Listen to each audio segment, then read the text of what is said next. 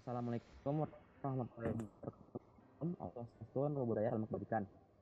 Perkenalkan, kami dari kelompok 2. Di sini kami akan memaparkan presentasi kelompok kami, yaitu mengenai GPS handheld dan juga GPS geodetik. Next.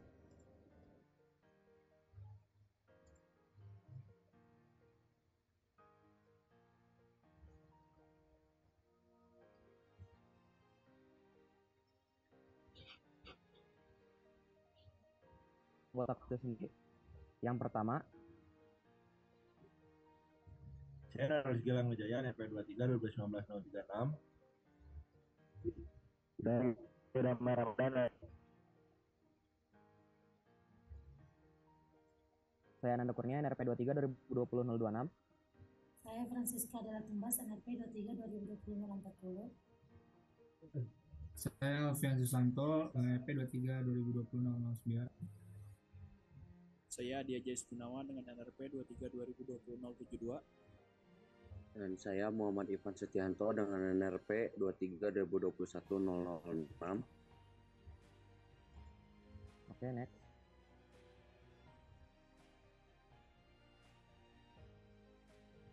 Berikut merupakan isi penjelasan dari pemaparan kami. Next. Yang pertama ada GPS handheld. Next. Yang kedua ada GPS geodetik. Yang ketiga ada komparasi GPS handheld dan GPS geodetik. Yang keempat ada penjelasan GPS statik dan metode statik. Lalu ada penjelasan GPS statik metode radial. Dan yang terakhir pembacaan dan cek kualitas data di next. Next.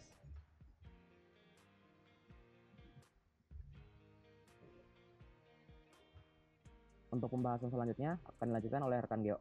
Pada rekan Geo dipersilakan. Baik, terima kasih rekan Ananda.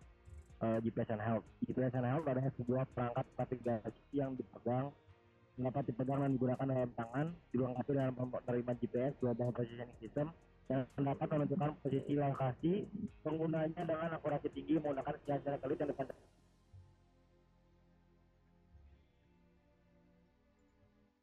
Oke, next.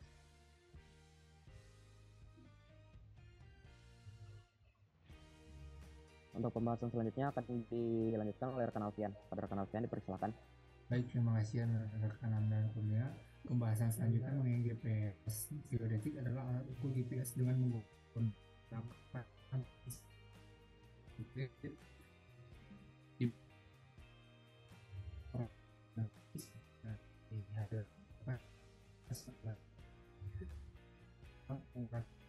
seperti itu.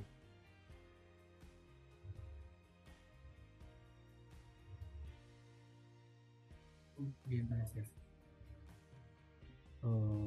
Lebih tinggi dari GPS navigasi, ketelitiannya bahkan sampai milimeter. Berbeda dengan GPS navigasi, untuk GPS geodetik minimal untuk mendapatkan ketelitian tinggi harus menggunakan dua alat pengukuran. Jadi satu set GPS geodetik terdiri dari dua alat sebagai base station dan sebagai rover. Next.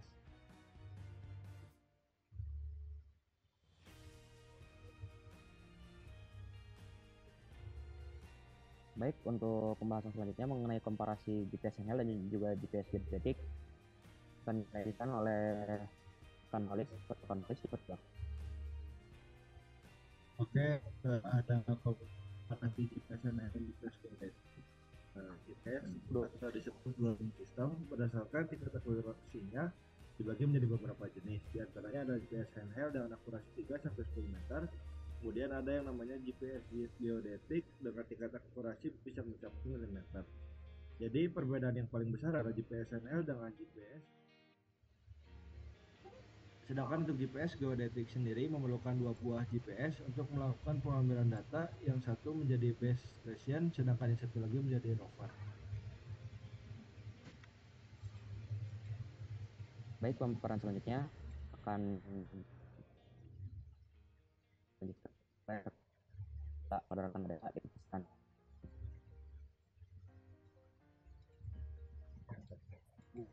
Baik, terima kasih untuk rekan Ananda. Selanjutnya yaitu GPS statik metode radial.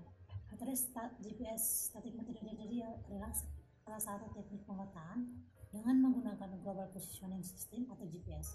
Metode ini biasanya digunakan untuk mengukur posisi titik-titik di permukaan bumi dengan akurasi yang tinggi seperti pada survei pemetaan, pengukuran pergerakan tanah, dan perencanaan infrastruktur. Dalam metode GPS geostatik metode radial, beberapa titik pengamatan dipilih dan dipasang di lokasi yang sudah ditentukan.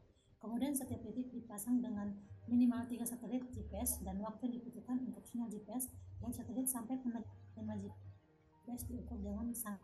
Selama pengukuran, penerima GPS akan merekam data pengamatan sinyal GPS dari setiap satelit.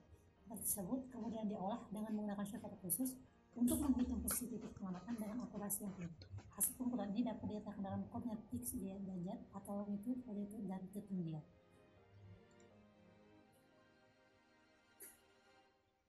Next.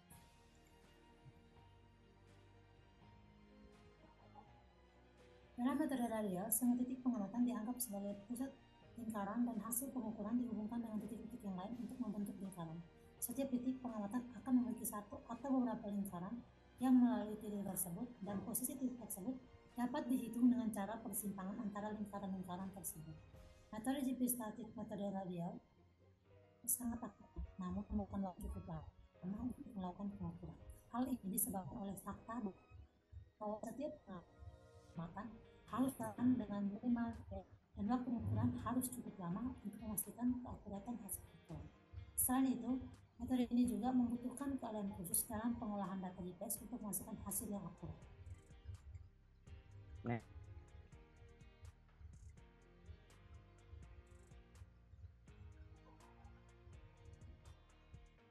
Baik, untuk pembahasan selanjutnya akan dilanjutkan oleh rekan Nadia. Pada rekan Nadia.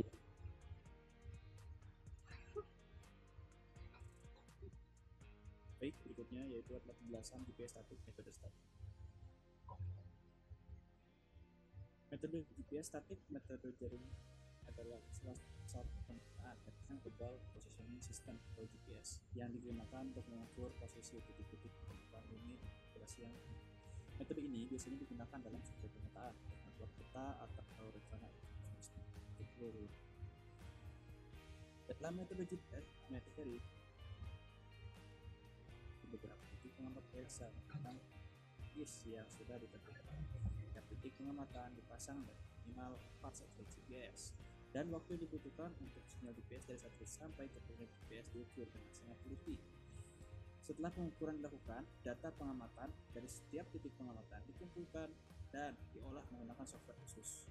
Data kemudian diproses untuk menentukan posisi setiap titik pengamatan dengan akurasi yang tinggi. Hasil pengukuran ini dapat dinyatakan dalam koordinat X, Y, dan Z, longitude, latitude, dan ketinggian.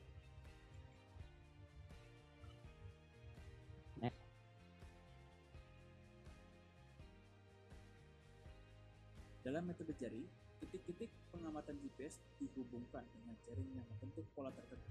Setiap titik pengamatan memiliki setidaknya 2 pengamatan yang berbeda dari titik lain dalam jaring.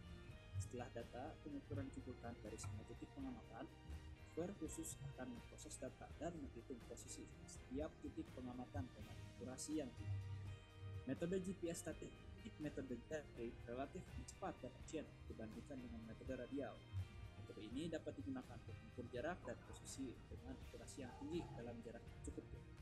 Namun, metode ini juga membutuhkan keahlian khusus dalam pengolahan data GPS dan perencanaan jaring yang baik untuk menghasilkan hasil yang akurat. Next. Baik, untuk pembahasan selanjutnya akan dilanjutkan oleh rekan Ivan. Baik, terima kasih. Untuk selanjutnya pembacaan data RINEX. RINEX Receiver Independent Exchange Format adalah format data GPS yang digunakan untuk pertukaran data GPS antara berbagai jenis penerima GPS dan software pengolahan data. Data RINEX biasanya digunakan dalam survei pemetaan, pengukuran pergerakan tanah, navigasi, dan aplikasi lain yang membutuhkan data GPS. Pembacaan data RINEX melibatkan beberapa tahap. Pertama-tama, data RINEX harus diunduh dari penerima GPS yang telah dipasangkan dengan satelit. Setelah data diunduh, data tersebut harus diolah menggunakan software khusus untuk menghasilkan posisi atau informasi lainnya yang diinginkan. Next. Untuk selanjutnya itu cek kualitas data Linux sangat penting untuk memastikan akuratan data yang diperoleh. Beberapa faktor yang mempengaruhi kualitas data Linux. Pertama, kualitas sinyal GPS. Semakin kuat sinyal GPS, semakin baik kualitas data yang diperoleh.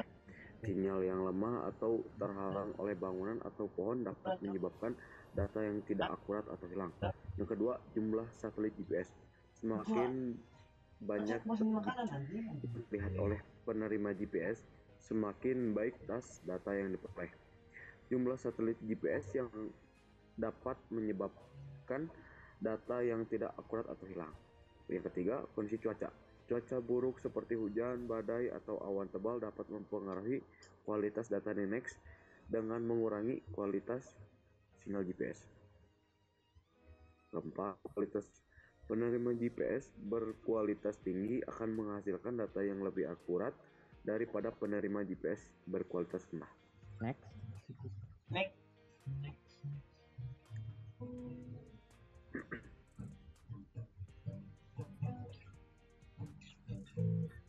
Baik, saya akan melanjutkan pemaparannya.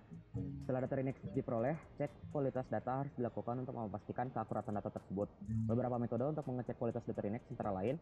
Pertama, ada cek file header Linux. Header file Linux memuat informasi tentang waktu dan lokasi pengukuran, serta informasi tentang kondisi pengukuran. Header file Linux dapat memberikan petunjuk tentang kualitas data. Yang kedua, cek jumlah satelit GPS. Jumlah satelit GPS yang terlihat oleh penerima GPS dapat memberikan petunjuk tentang kualitas data. Semakin banyak satelit GPS yang terlihat, semakin baik kualitas data yang diperoleh. Yang ketiga, cek tingkat keakuratan posisi. Tingkat keakuratan posisi yang dihasilkan dari data Linux dapat memberikan petunjuk tentang kualitas data. Semakin tinggi keakuratan posisi, semakin baik kualitas data yang diperoleh. Yang keempat, cek perbedaan posisi antara titik pengamatan. Perbedaan posisi antara titik-titik pengamatan dapat memberikan petunjuk tentang kualitas data. Perbedaan posisi yang signifikan dapat menunjukkan adanya masalah dengan data. Dengan melakukan cek kualitas data Linux, keakuratan data terjamin dan kesalahan pengukuran dapat dihindari. Next.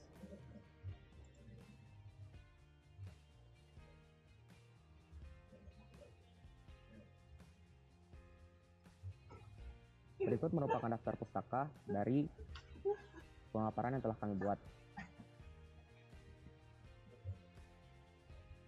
Baik, untuk kesimpulan dari pemaparan kami kali ini, bahwa alat untuk akuisisi data titik koordinat yang dipelajari ada dua, yaitu GPS Handheld dan juga GPS Geodetic. Yang mana GPS Handheld dan GPS Geodetic itu memiliki perbedaan yang sangat signifikan di bidang penelitiannya. Jika penelitian dari GPS Handheld sendiri hanya sampai meter, sedangkan GPS Geodetic mencapai milimeter. Dan juga mengenai kepraktisannya, GPS Handheld lebih praktis dibandingkan Geodetic. Juga pemaparan kali ini kami mempelajari mengenai, selain mempelajari mengenai GPS Handheld dan GPS Geodetic, kami juga mempelajari mengenai komparasi GPS Handheld dan GPS Geodetic, penjelasan GPS statik metode statik, penjelasan GPS statik metode radial, dan yang terakhir pembacaan dan cek kualitas data Linux. Mungkin sekian dari kelompok 2, kurang lebihnya mohon maaf. Wallahul muwaffiq ila aqwamit thoriq. Assalamualaikum warahmatullahi wabarakatuh.